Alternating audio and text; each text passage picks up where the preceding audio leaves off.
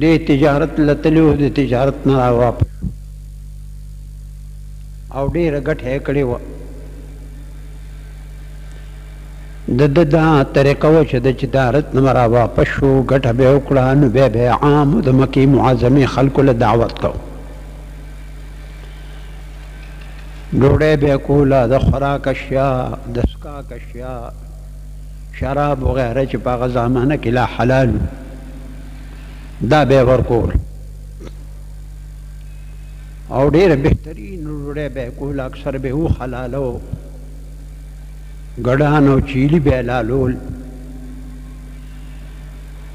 دې کې شک نشته دی چې کافر دي خو سره د کفر نه سخیان وو شمان نو کنجوسان نو اگرچه کافر وو دې کافرو کې بعضې داسې خلک تیر شوي دي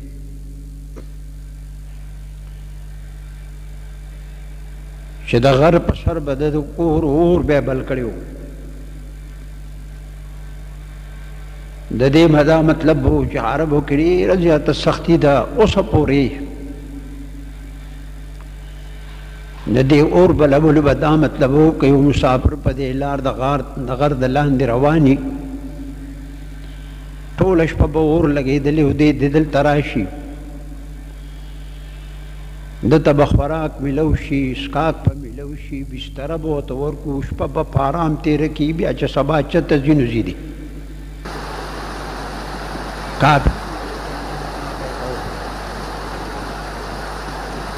بعضې یو مسلماني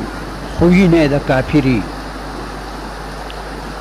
خویونه یې برابر نه وي تکبر پکې وي غرور پکې وي ایذا رساني پکې سر کې فرعونیت پروت وي هغه فرعونیت ته دنه او زنا تا نبی بابا یو مرید و تر هغې مریدانو کې مختلف خلک بعضې پکې خالص مداري وي وی صاحبه د وظیفه ما ټوله برابر کړه تا چې څومره راکړې وه ما ته اجازت وکړه چې خلکو ته طریقې ورکومه تا نبی بابا ورته وایي چې اوس خو له اجازت نشم کولی ستا په سر کې طاغوت ناست دی هغه غرور او تکبر ستا په سر کې پروت دی چې دا تر کومې پورې وتیني نو زه دا وایم چې د دې ایستل به تا له ناممکني زه وایم چې دونه طاقت په ستا نه چې دا وباسې نو بعضې داسې خلک بعضې مخلصان وي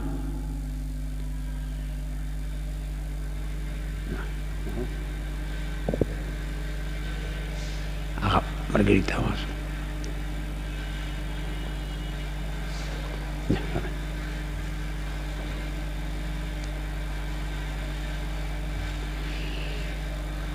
بعضې داسې کسان وي دی چې د دې تجارت نه راواپس شو نو صاحبه ډوډۍ یې وکړله عام د مکې معظمې خلکو ته یې دعوت ورکړو هغې کې رسول الله مبارک ته هم دعوت ورکړو دیم د رئیسانو د مکې معظمې و ټولو رئیسانو ته د دعوت ورکړو پیغمبر علیه السلام چې لاړ راغی نو خلکو ډوډۍ خوړله او د ډوډۍ نه خوړله دقسې ولاړ د رسول الله مبارک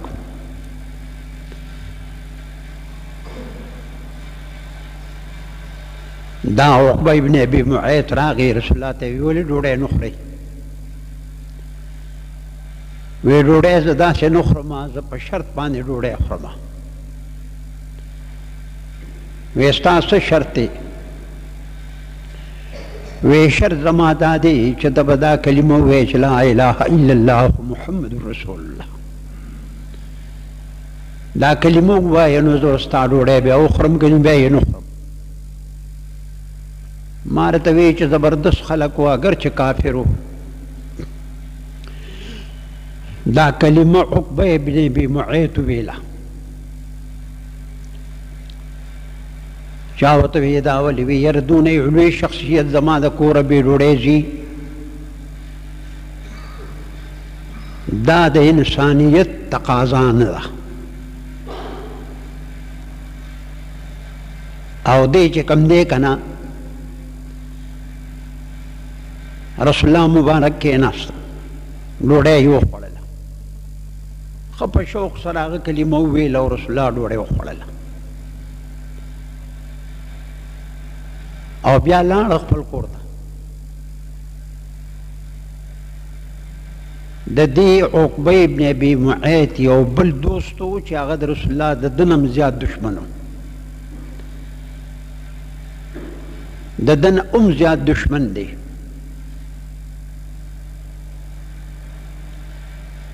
هغه ابی ابن خلف دی. ډېر مردار سړی دی. سخت مردار انسان دی. د رسول الله سخت دشمن دی. یو حدیث مبارک کې راغلی دی، بخاری مبارک کې روایت دی چې د هغه انسان نه بدبخت انسان بل نشته چې پیغمبر د لاسه دی مړ شي په غزا کې. یو خدای چې پیغمبر یې مړ کړي په یو حد کې، لکه زنا یې کړي، شادي شدی، او پیغمبر د خدای په حکم ولګي چې دله رجم ورکړي، نو هغه مسلمان ډېر کامیاب مسلمان دی. هغه کې دا مسله نه ده نه چې د پیغمبر د لاسه دی مړ شو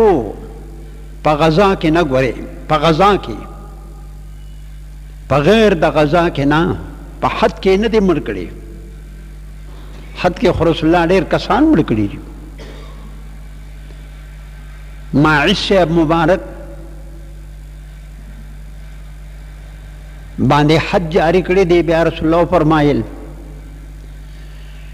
وی د الله ته داسې توبه وویستله که دا ټول د مکې معظمې او د مدینې منورې په خلکو یې تقسیم کړي نو الله به پرې ټول وبخي. لقد تاب توبة، داسې توبه خدای ته وویستله. هغه کې دا خبره نه ده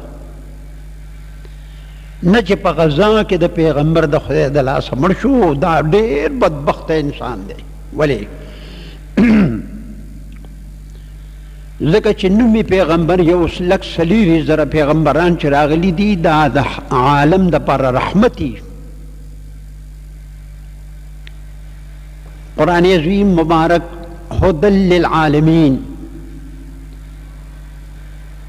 رسول الله مبارک رسول للعالمین، وما ارسلناک الا رحمة للعالمین، او الله رب ذوالجلال رب العالمین. ټولو کې عالمین را جمع شو. پیغمبر د خدای رحمت للعالمین. قرآن عظیم ہدایت تا تمام عالم دے، دا تمام عالم ہدایت دے. او اللہ رب العالمین دے. درے والا خبریں پا دقضے کرالے قرآن عظیم کی، رسول اللہ کی او پا اللہ کی. او لوی مقام جناب رسول اللہ مبارک پا دی گٹھلے دے. او بیا رسول الله فرمایلی دی چې هغه سړی هم ډېر بدبخته دی چې پیغمبر د ده د لاسه مړ شو. دې کې د علماو تحقیق دی د علم حدیث چې د رسول الله د لاسه څوک مړ دی که نه دی مړ. په غزا کې د رسول الله د لاسه څوک مړ دی که نه، ځکه چې په غیر د غزا کې خو ماعز صاحب مبارک یاد کړي چې هغه له حد ورکړی دي. غامدی بیبي ته د زنا یې کړې وه، د زنا نه حمل راغلی و، هغې له رجم ورکړی دي.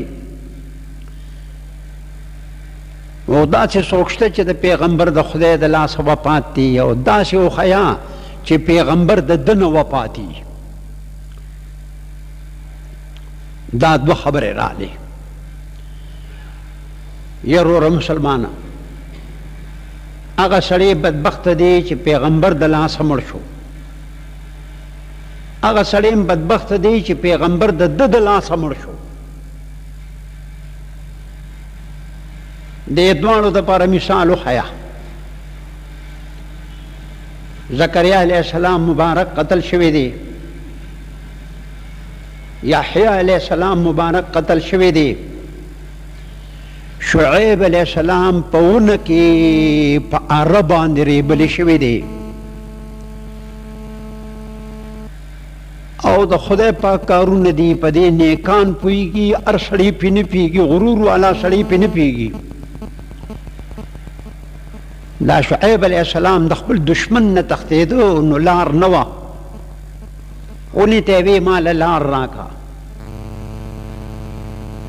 ونوته وچودله دی پکې ننوتو دشمنان لاړل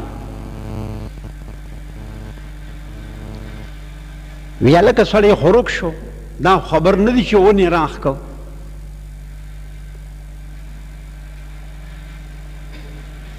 بیا چې چا لیدلي نو هغوی ورته وی په دې ځای کې دې ونې ته ننوته